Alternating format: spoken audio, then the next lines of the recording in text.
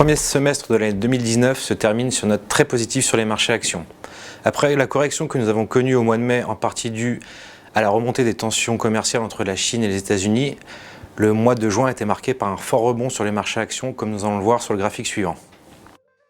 Sur ce graphique représentant les performances des principaux indices actions pour l'année 2019, nous pouvons constater que après la correction du mois de mai, le fort rebond du mois de juin aura permis aux indices des marchés américains, français et européens de terminer quasiment au plus haut avec des performances supérieures à 15%. En revanche, les marchés émergents accusent un retard avec une performance légèrement inférieure à 10% qui peut s'expliquer par le fait qu'ils sont davantage impactés par la guerre commerciale opposant la Chine et les États-Unis et par le ralentissement de la croissance économique chinoise.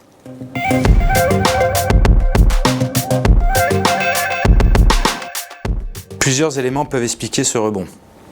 Les banques centrales européennes et américaines ont adopté des discours très accommodants au mois de juin en raison de la baisse des anticipations d'inflation et de la hausse des risques pesant sur l'économie mondiale.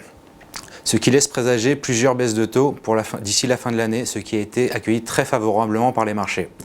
Nous pouvons également citer la nomination de Christine Lagarde à la succession de Mario Draghi à la tête de la Banque centrale européenne, ce qui a également été accueilli très favorablement par les marchés dans la mesure où Madame Lagarde devrait poursuivre la politique ultra accommodante qu'a menée Mario Draghi durant tout son mandat.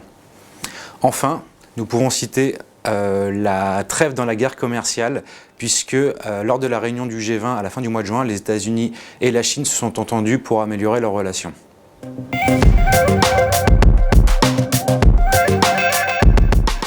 Pourtant, les risques ayant entraîné la correction du mois de mai sont toujours présents.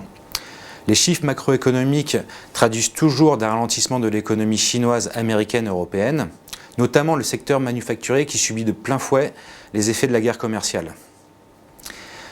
Nous pouvons également citer la reprise des négociations entre la Chine et les États-Unis qui demeure un risque dans la mesure où nous ne sommes pas à l'abri que Donald Trump durcisse à nouveau le ton envers la Chine. Enfin, nous pouvons citer la remontée du risque géopolitique avec des tensions résurgentes entre l'Iran et les États-Unis.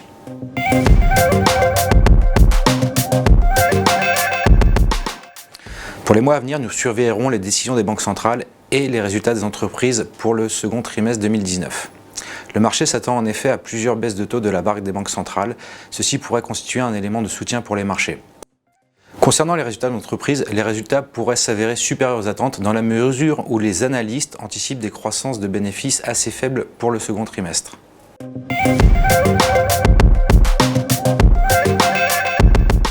Depuis le début de l'année, nous avons profité de l'ascension des marchés actions pour réduire progressivement nos risques. Nous avons également profité de la baisse du mois de mai pour renforcer nos expositions aux actions américaines et européennes.